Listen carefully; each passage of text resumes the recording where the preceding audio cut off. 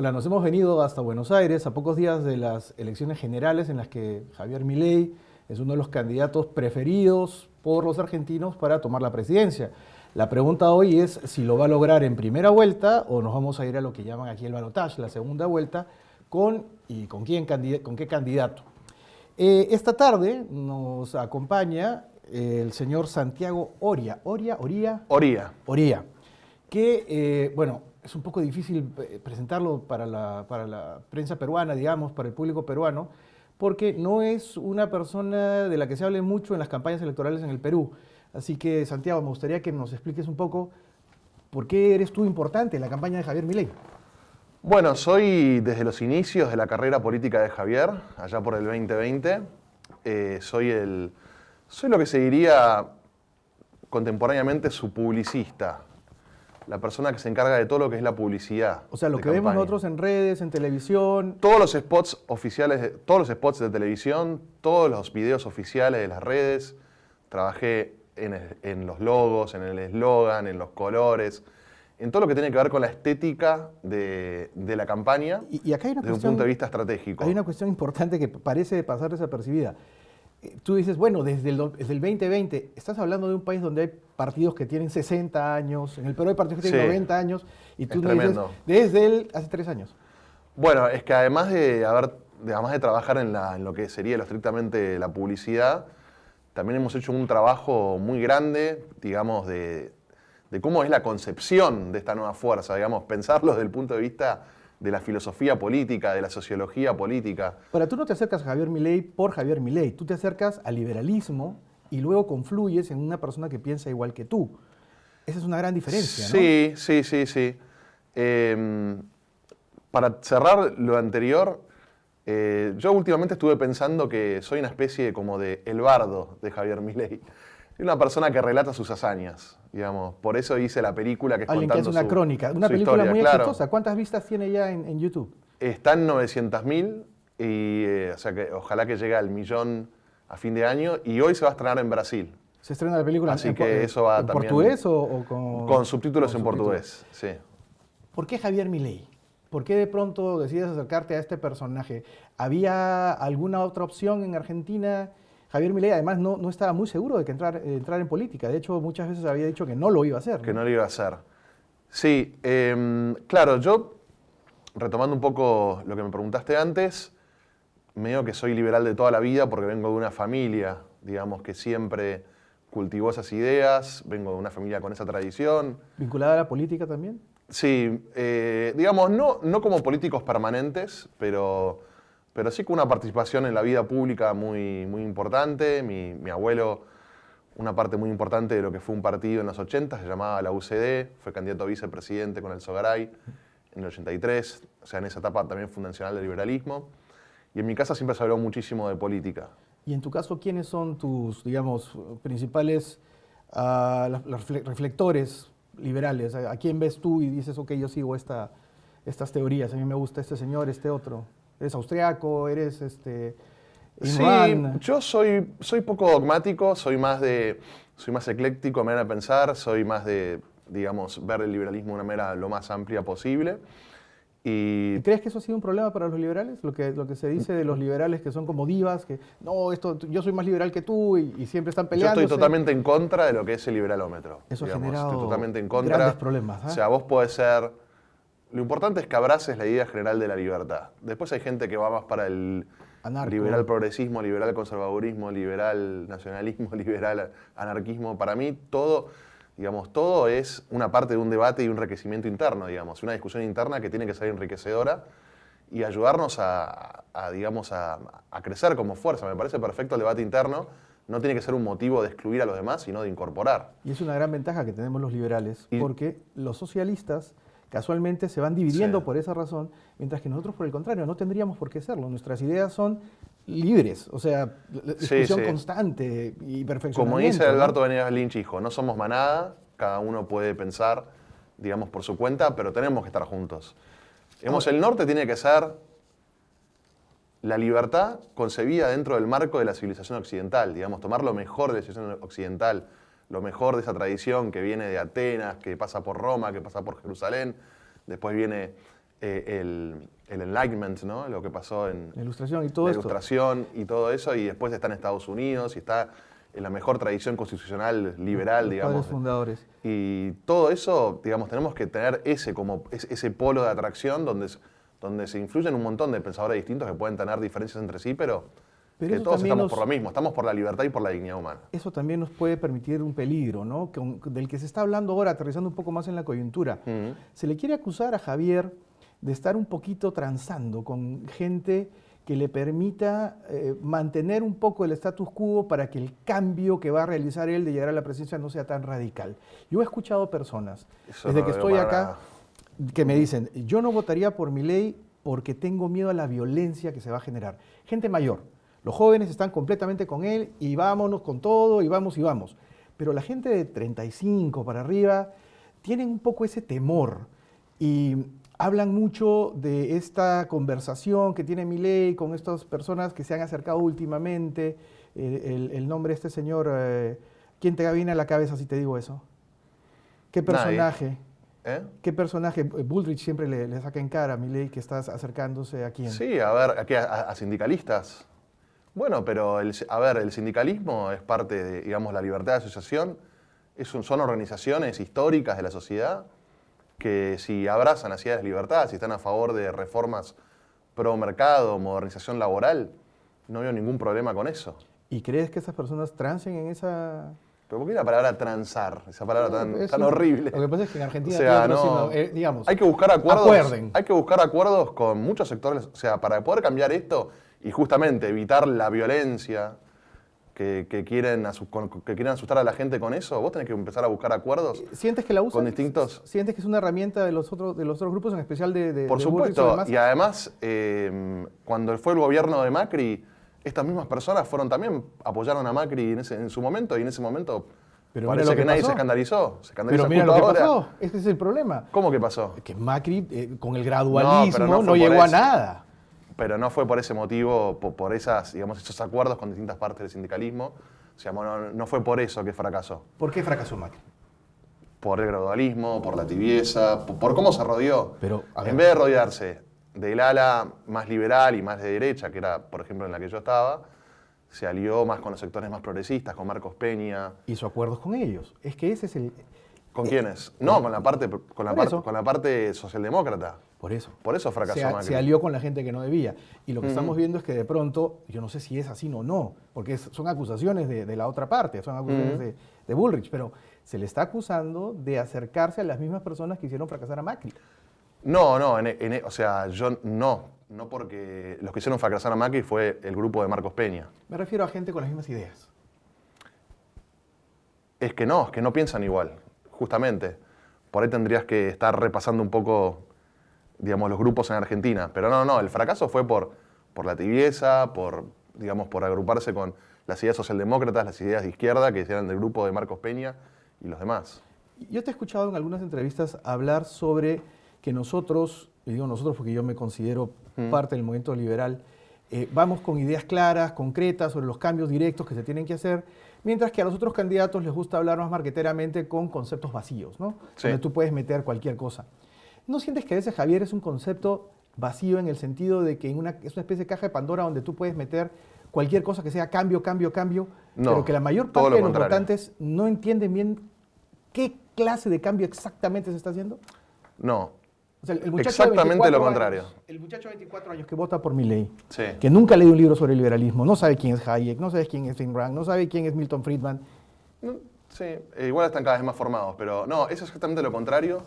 La técnica a la que estás aludiendo, la del significante vacío, la conozco perfectamente, fue explicada por Durán Barba, se aplica mucho en Estados Unidos, en especial en la campaña de Obama, que era Change, Hope and Change, digamos, conceptos demasiado, significante vacío, conceptos muy abiertos, donde cada elector puede imaginarse cuál puede llegar a ser ese contenido. Nosotros deliberadamente adoptamos la postura contraria, o sea, nuestros spots, nuestra comunicación, es una comunicación muy densa de contenido, con una dirección muy clara hacia el liberalismo y con propuestas muy concretas y hasta propuestas muy osadas, como por ejemplo cerrar el Banco Central. Dolarizar. Entonces, vamos en sentido totalmente contrario a esa técnica. Ahora, la persona que vos me decís, el votante por ahí joven, que no leyó por ahí libros de liberalismo, sin embargo, escucha a Javier Milei y él tiene otras opciones, digamos, para poder elegir. Y está, por ejemplo, a la izquierda Miriam Bregman, o están, digamos, otras expresiones como Grabois o lo que sea, que también son discursos, si querés, más fuera de un mainstream, y sin embargo elige a Javier Milei, o sea, y me parece que no hay que subestimar. Eso te la pone difícil a ti, ¿no? Porque, digamos, al personaje que no está, no diría dogmatizado, pero por lo menos más, que tenga más filosofía sobre el tema, hacerle aterrizar esos conceptos con la contracampaña es difícil.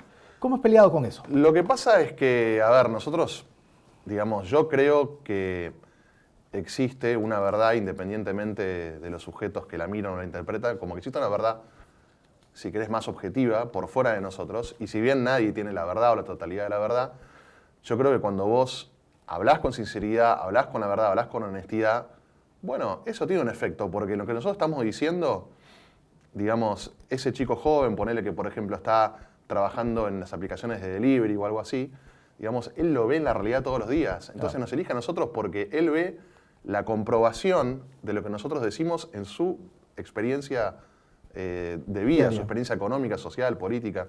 Entonces por eso nos elige. Nosotros vamos con algo que es la verdad, vamos con ideas que funcionan en todas partes del mundo. Si tuvieras que escoger mientras que los demás van con ideas vacías o ideas fracasadas. Si tuvieras que escoger 3 ideas que tú dices, esta es la razón principal de nuestra fuerza electoral, ¿qué 3 ideas crees que han calado más que nada en el electorado de Argentina? Y si tienes alguna idea de a qué edades, ¿no? O sea, ¿por qué la juventud por qué la juventud está más cercana a Milei? ¿Por qué propuestas puntuales crees tú que un joven de hasta 30 años te diría, voy por Milei? Tu top 3.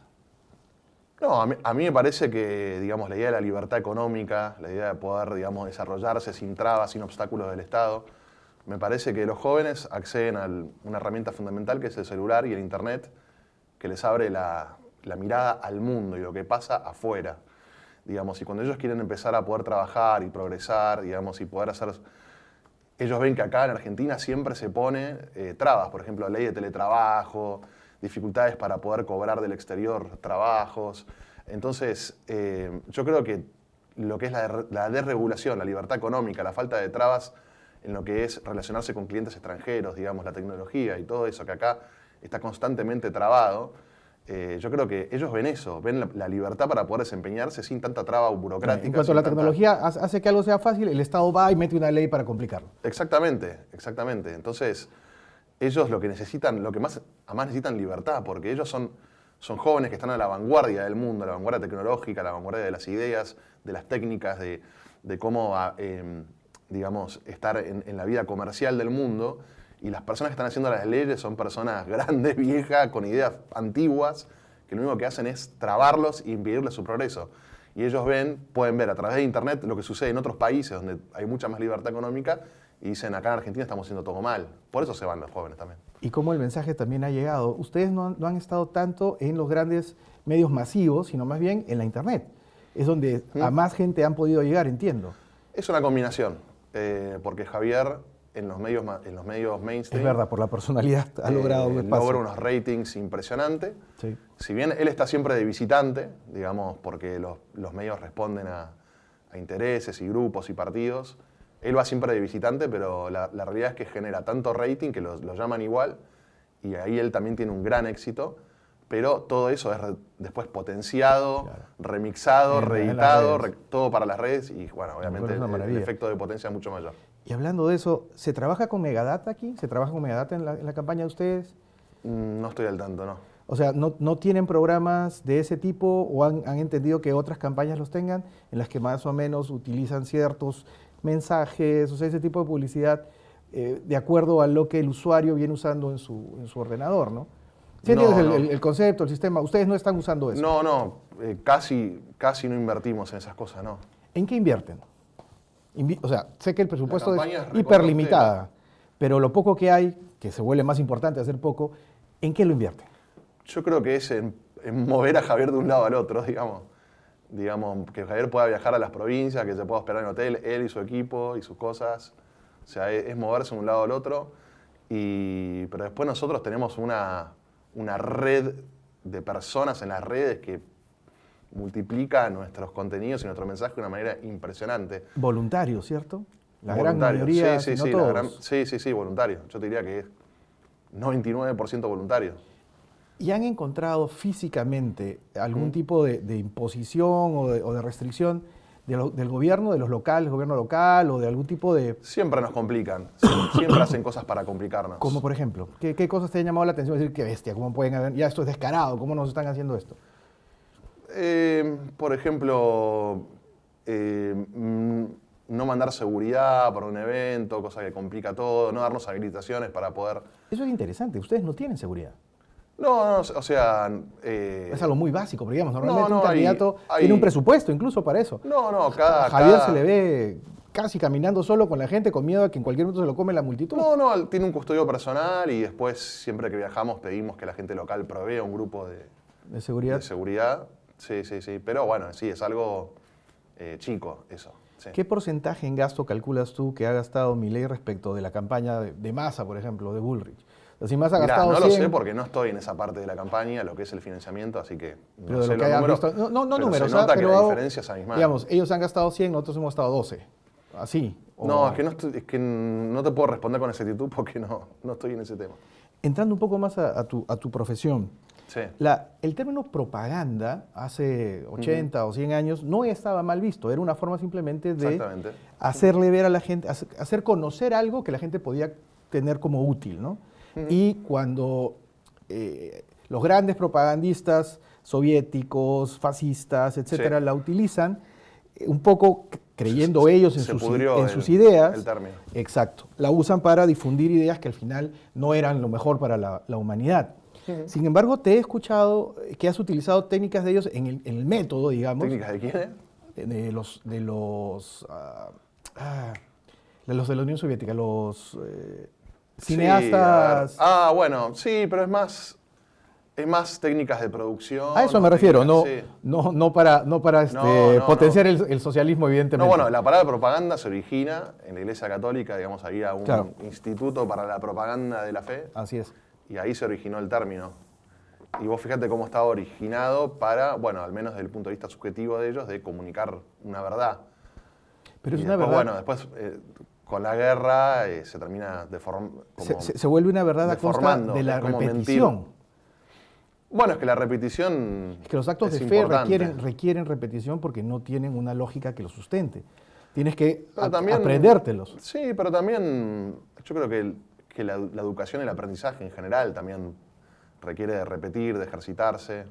¿Cómo harías con el sistema liberal? ¿Cómo harías con el mensaje liberal respecto a la propaganda?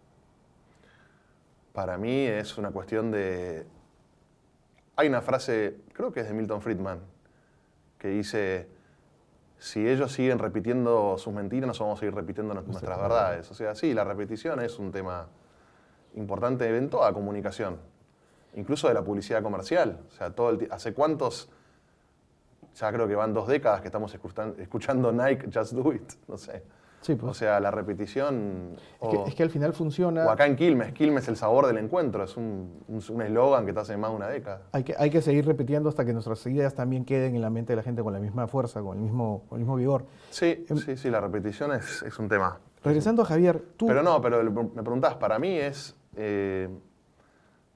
yo creo que hay un cartel viejo de la UCD, muy interesante, como un afiche, que dice la UCD, o sea, el Partido Liberal de ese momento, la UCD crece porque no le miente. O sea, porque le dice la verdad. Yo creo que si seguimos en esa línea de seguir diciendo la verdad, nos va a ir bien. Y esperemos que Javier nos lleve por ese camino. ¿Has tenido tú que adaptarte a Javier o Javier se ha adaptado más a ti? No, yo me adapto a Javier. ¿Y qué ha sido lo más... ¿Has tenido alguna diferencia? Nada muy grave, me imagino, pero digamos... ¿Qué alguna cosa le hubieras dicho, yo creo que eso no deberíamos hacerlo?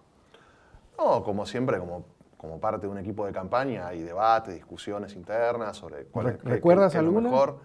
Pasa que son parte de las cosas internas de la campaña. Son parte, claro, o sea, es parte de la confidencialidad que tiene un equipo de campaña. ¿Y qué le dirías a futuro? Eso no ha pasado todavía, pero para digamos... mí tiene que no pierda su esencia, que siga diciendo lo que él es y que se mantenga ahí.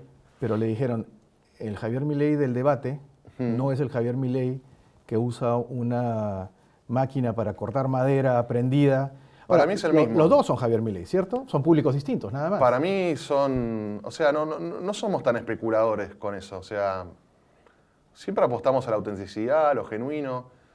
A mí me parece que, digamos, vos sos la misma persona, vayas a un casamiento donde te vas a divertir y tomar alcohol, claro.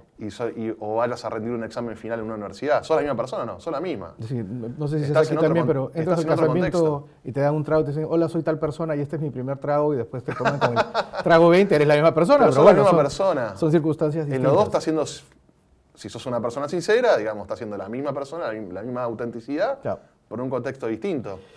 O sea, a mí me parece que, digamos, una caravana, una marcha, es otra actitud. Gritando, levantar una motosierra, claro, ayuda, está bueno, es divertido. No vas a hacer lo mismo en el debate, pero no vas a agarrar una motosierra en el debate. A los otros candidatos. Pero sos la misma persona. Sí, claro.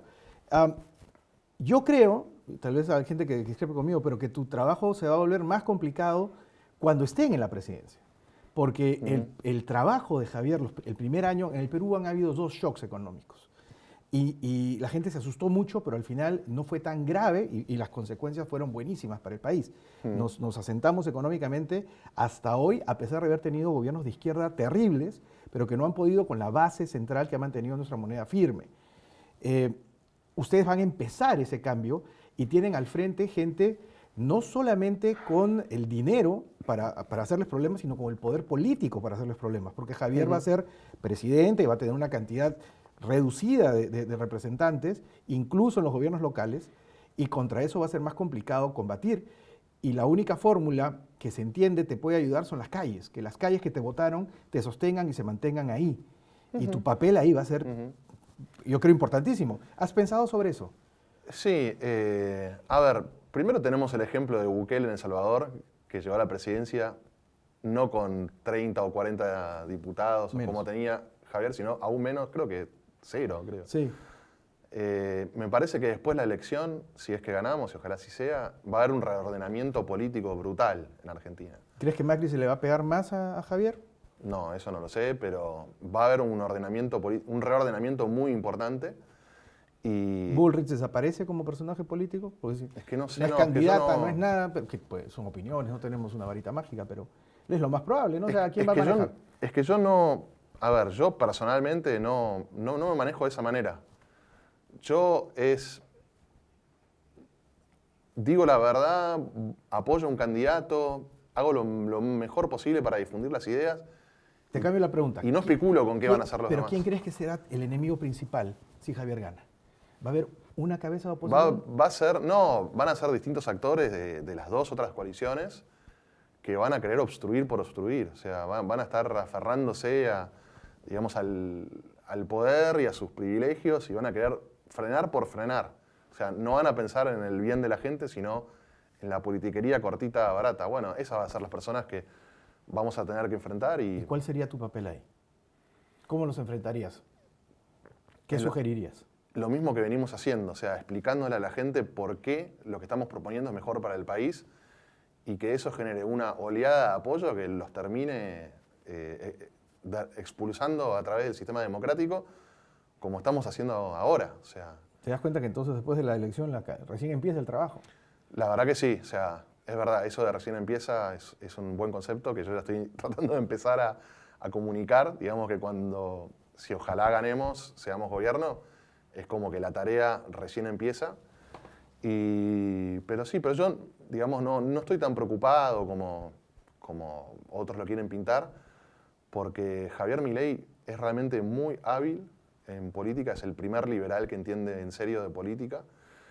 Es una muy buena persona en el sentido de por más que a veces hay gente que lo quiera pintar como inflexible o dogmático, es una persona que tiene mucho sentido de la realidad, sabe sentarse a negociar. Entonces, me parece que eso lo va a favorecer, más que vamos a tener algo que otros candidatos, otros presidentes no han entendido, que es un medio muy claro. Porque cuando un presidente llega con un mensaje así medio borroso, como que no tiene mandato y no tiene como ese impulso de la gente para hacer una dirección determinada. Javier va a llegar con un mandato clarísimo, porque él dijo muy contundentemente lo que dijo en la campaña. Entonces va a llegar con una fuerza muy impresionante desde ese punto de vista Y bueno, y las reformas van a poder empezar. Y si hay trabas y nosotros logramos comunicar quiénes son los que la traban, por qué la traban, vamos a tener resultados en la elección legislativa de medio término muy buenos, muy fuertes. ¿A qué distancia estamos de esa elección? No, después 2 años, claro. Pero esos 2 años van a ser difíciles, ¿no? Sí, o sea... Trabajosos, más que nada, van a ser de mucho trabajo, pero bueno, hay un montonazo que se puede hacer, ni bien se asume. Porque hay un montón de cosas que están hechas solamente desde el Poder Ejecutivo, que se pueden desarmar, como se hicieron solamente desde el Poder Ejecutivo, se pueden desarmar solamente desde el Poder Ejecutivo. Yo creo que se viene algo muy fuerte, pero para bien. Esperemos que sea para toda Latinoamérica, porque para muchos latinoamericanos la posibilidad de que un liberal, y en este caso, menos mal, es una coyuntura pues importantísima, encontrar una persona que, siendo liberal, entiende la política y ha sabido colocarse adecuadamente, puede ser el banderolazo para que, como pasó en Ecuador, los vientos cambien y Latinoamérica empiece a abrazar finalmente las ideas de la libertad. Santiago, muchísimas gracias por estar conmigo esta tarde. Última cosita, que Javier Milei se está volviendo un símbolo de la libertad en todo el continente. Lo es. Y ojalá que en todo el mundo.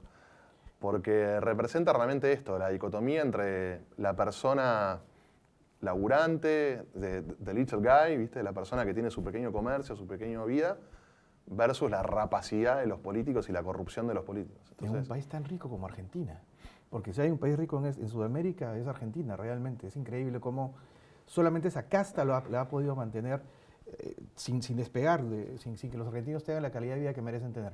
Muchísimas gracias, Santiago. Bueno, perfecto, Martín. Chao, hasta luego.